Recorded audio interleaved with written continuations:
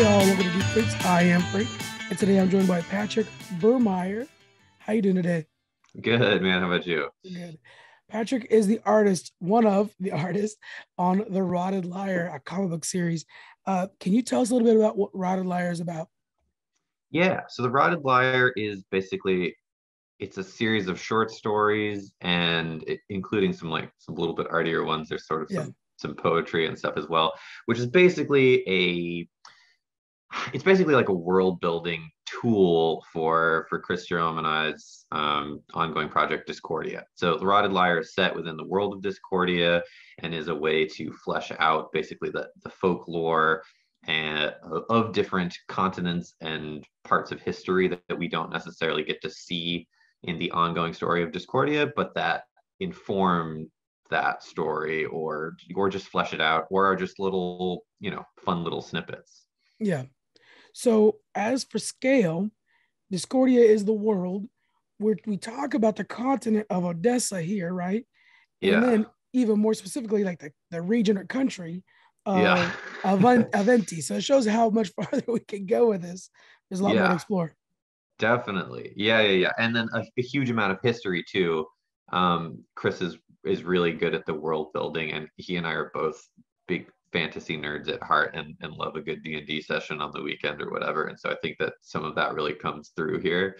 Like Yeah, there's a lot of world building and just like it's pretty rich, I guess, for lack of a better word. There's a lot of texture to it. yeah. As a fellow fantasy fan, you get the vibes right off the bat with the maps included. So you start Yeah. with the map of Avanti, and then by the end, you get the map of Odessa. So you're already like, whoa, that's all those stories I just heard are from this Mm. little corner, in this big map. Right. Yeah, which is, not to speak on any of the other continents that may or may not exist, or Right. there's a lot of other stuff to explore, which is really cool, really exciting to work on a project like this. Yeah. Now, in particular, the part of the well, let's talk about Chris real quick before we go too much farther. Did Chris do the writing for all the stories? Yes, yes. Okay. So just to give you guys an idea, each story is told in a different way, as well as how the art is shown. So some are poetic, some are very well, to be honest with you, all of them are very horror oriented, but some of the kind of campfire horror stories, and some of those Hmm. stories that your grandma would tell you that were just like really meant to keep you up at night. Right. And so they all have their own feel. Now for the art way, we're framing this around a man sitting by a tree and a odd stranger showing up. That's your department, correct? Yeah. So that's the story that so Chris and I are co-creators of this world and of Right. all of these series. There's the Rotted Liar, and then there's also Apocrypha, which is sort of another way to explore. It's a little bit longer format than this one, which is strictly short stories. The Apocrypha is kind of one shots, as well as then Discordia, which we are going to be starting on the third issue of eventually Mhm. here. Oh geez, what was I saying? Yes. So the one that I'm working on is sort of the framed narrative, which is very much like Lovecraft inspired. It's this Yeah. professor who's researching these old stories and looking into the history of his own world and this own continent, and basically going mad as he's figuring these things out with the help of yes, a dark and mysterious entity. Yes. The entity. Now, question for you: do they physically exist, or is it a form of mental insanity portrayed on page? Ooh, that's a good question. I don't know that canonically speaking, there's a 100% a correct answer. Okay. And since Chris isn't here, I can't speak to his opinion Yeah. on that. But I would say that it's a little bit of both. Oh, that's cool. Yeah, it certainly could be either or, and it's pretty vague as to which it. Like we never really see Bendel the Bard act with anybody or Yeah. interact with anyone other than somebody doing this research and like reading these forbidden texts and stuff. So it's hard to say, but I think a little bit of both, best of both Yeah. probably. You get the vibe that in reading the text, that these are forbidden texts, you're almost summoning the bard to you. So it's like a curse Yeah. almost. Oh yeah, definitely. Probably considerably more so than a blessing, I would say. Yes, yes. For the art style in this, was there any sort of inspirations that brought to you? Because we're seeing watercolors almost, this very cool shading with almost the green in his hair, of the bard's hair, stuff like that. Yeah, I mean that's just a little bit the way I like to do coloring. I definitely like kind of a more painterly style. It is all digital. The coloring's all Yeah, digital. I do work traditionally for the line art, but the coloring's digital. But it does have that kind of a feel, which is particularly nice for a book like this, which kind of has that fantasy inspiration. So it yeah, um yeah, it wouldn't be too dissimilar than something you would find in a D&D handbook maybe, yeah, but it has that like twist of, there's something not quite right going on too. yeah. It also has kind of those old childhood scary storybooks, has that Yeah. same feel to it as well. Oh, And, good. that's definitely coming across both in the art and in the stories, of course. And was there any inspiration for what these characters should look like? The bard has such a unique look that definitely doesn't look like he looks like he's misplaced in time. Yeah, so I think that that's definitely true. Um, and that, I mean, as he's rotting away too, much like Right. the rest of the like the whole continent. I don't know. Right. I mean, Yeah. depending on how much of this people have or haven't read, that nothing's going well in the world of Discordia.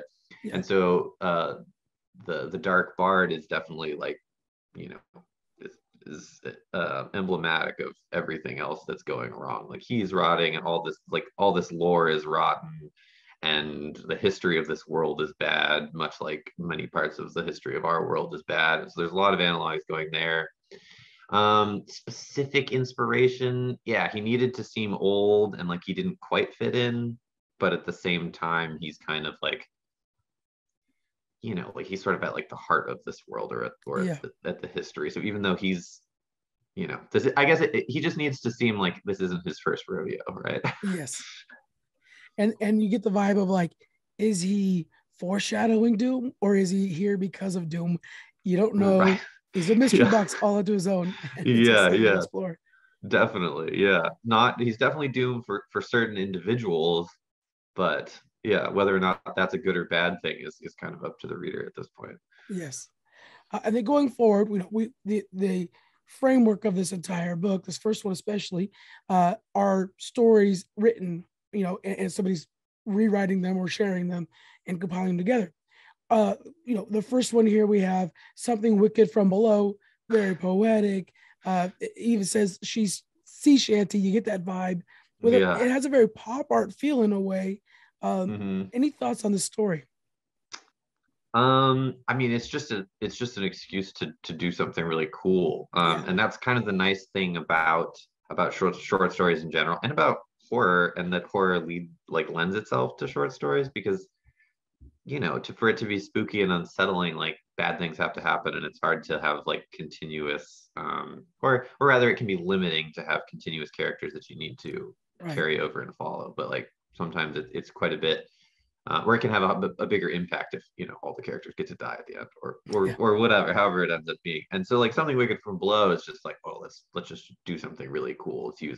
Let's use this sea shanty, which is like a good storytelling device, but also it's just, who doesn't love undead yeah. water monsters? And yeah. And then as for how it connects to the rest of Discordia, you're not sure if it should, if it does, or if it's just a spooky tale out of nowhere. And trying to piece this puzzle together is part of the fun of reading this. You know, Yeah, we hope so. I think that I imagine that I guess it does inform the world of Discordia, in that this is something that can happen there. And so when you're reading yeah, further Discordia stuff, you know that this kind of thing is on the table. This type of supernatural elements can exist, etc. Like, so it's basically just a way for us to build out a frame, like a foundation, to then right. explore further, whether that be in more short stories or in part of the long form narrative. So can we trust the narration in the fact that these stories are all factual, or are some of them folk stories within this world?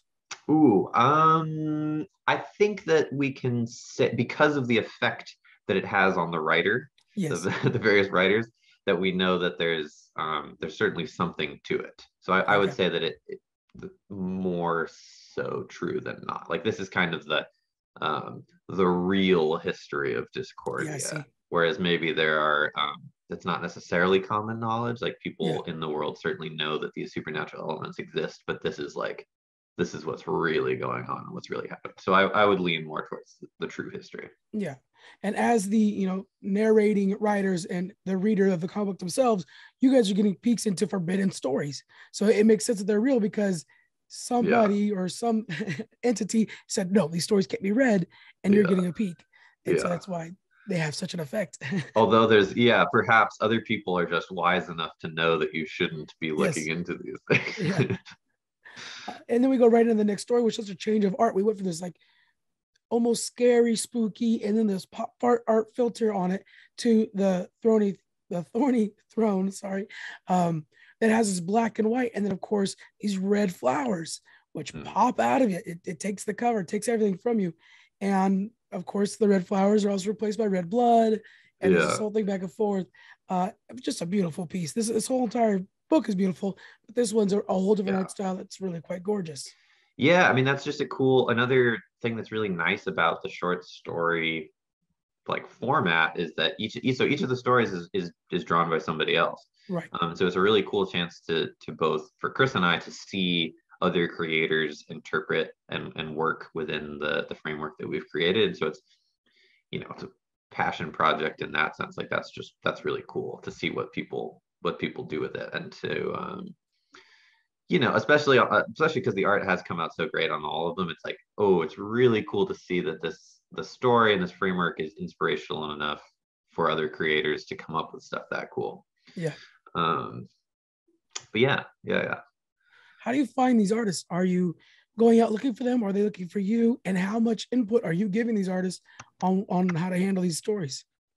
um because the stories are each, well, so I guess to step back, very little. We're mostly just letting people go wild and do whatever they want to do Okay. with stuff. I mean, there's some descriptions of the specific thing, like the thorny throne, for example. That's I mean, that's written in the script, but then we really just want to see what other people want to do with this, and because it is, you know, we're not necessarily using these bits in the current storyline, like in the ongoing bit, and they are just fleshing out the world. It's just cool to like have that be a collaborative process and let other people help to inform what the rest of the world looks like, because it is so big that Yeah. it would be a lifelong undertaking for just Chris and I to detail out and design every little bit. Yeah. um, but yeah, and as far as looking for them, that is more of a Chris department. I'm always just with my nose in the pages as well, so I'm just Yeah. always getting ink on my face and stuff drawing. And Chris is doing all of the legwork on that. But I believe we're mostly reaching out and looking for people. But there's so many great creators Oh doing yeah. comics that we'll never run out of people to work with. That's true. Has there been anything so far in the grand scheme of Discordia that has been done by one of these artists that you're like, we got to use that? That's a good idea. And you bring it forward in a future story planned ahead. I don't know that we have any examples of that yet, because with this one in particular, we're very much trying to just to keep going, because the world is so big. Right. It seems like we haven't gotten to a point where we want to focus in on any of these bits yet. Yeah. Although the one of the other spin-off titles, that Apocrypha, within the same Discordia world, was it was a one shot, but it was a way to sort of expand upon one particular area and idea. So that's definitely something that we want to do in the future.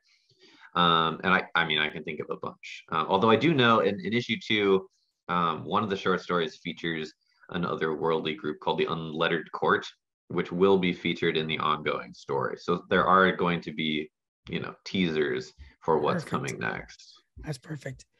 And then we got to look at this lettering that you guys have got here. It's once you realize what's happening, it makes so much sense. But everything's with this like typewriter typeface.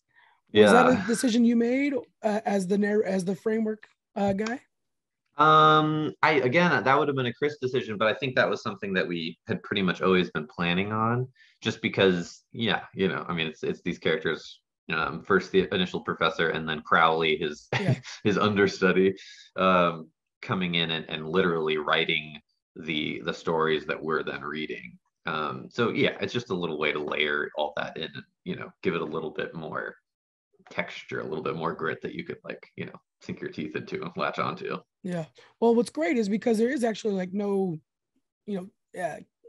typical dialogue in these panels, that these Right. boxes are your connective tissue throughout the entire Yeah. story, which is it's fantastic. It works really well. Mhm. And then when we look like we go from one story to the next, not only is the art different, but so is the paneling, which really kind of gives you this idea like you're reading different books almost. They just happen to be all put together with one Yeah. narrator giving you the heads up on everything. It feels very Yeah. good reading it. Cool. I'm glad that it comes through. I'm glad it's a good read.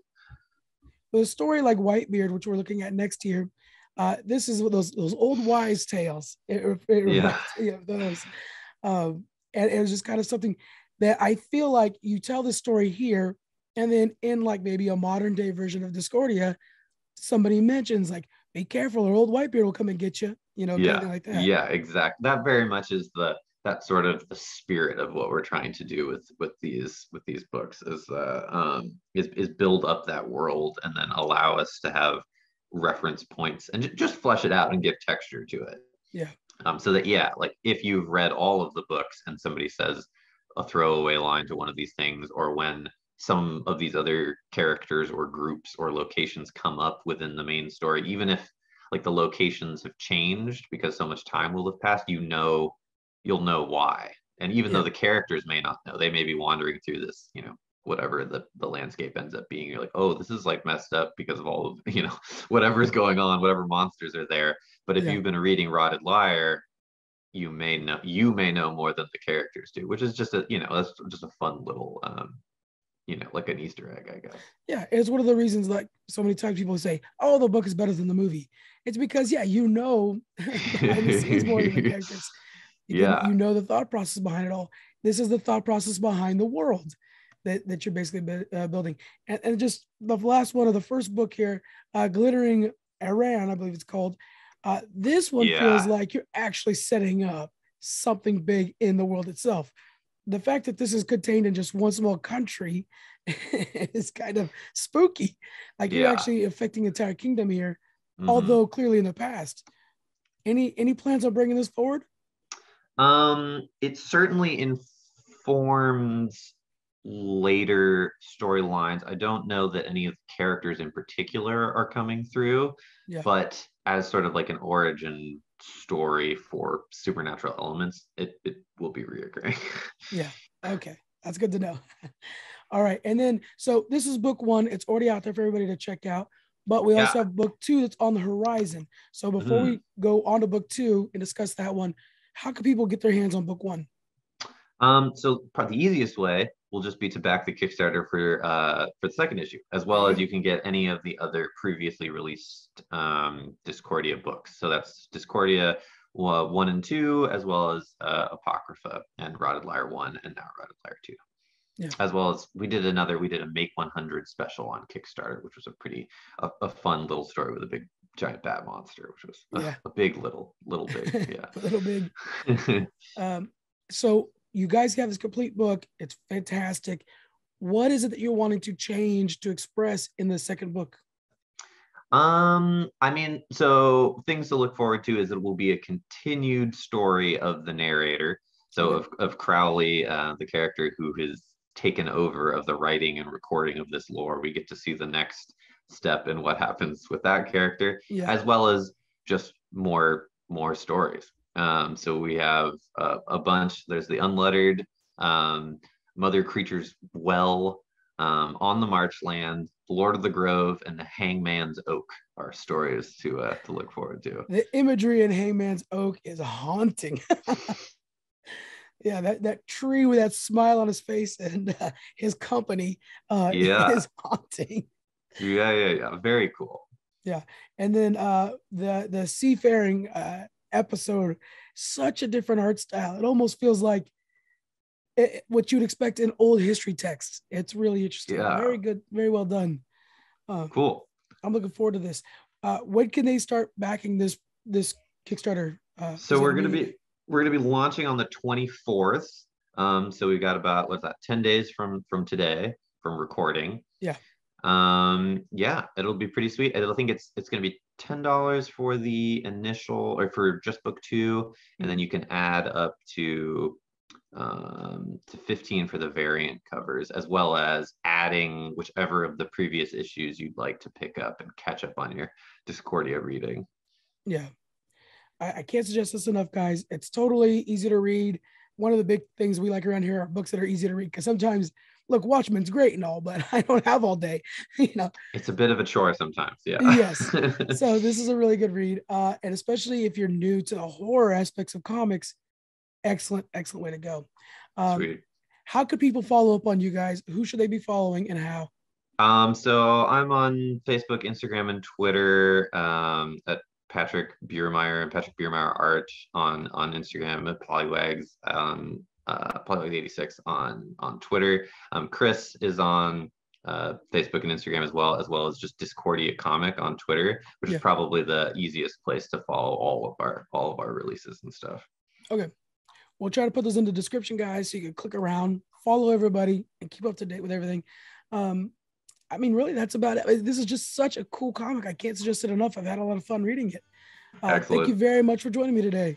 Yeah, thanks so much for having me on. All right, guys. Everybody listening, we will see you guys next week. Take it easy and have a safe weekend. Bye.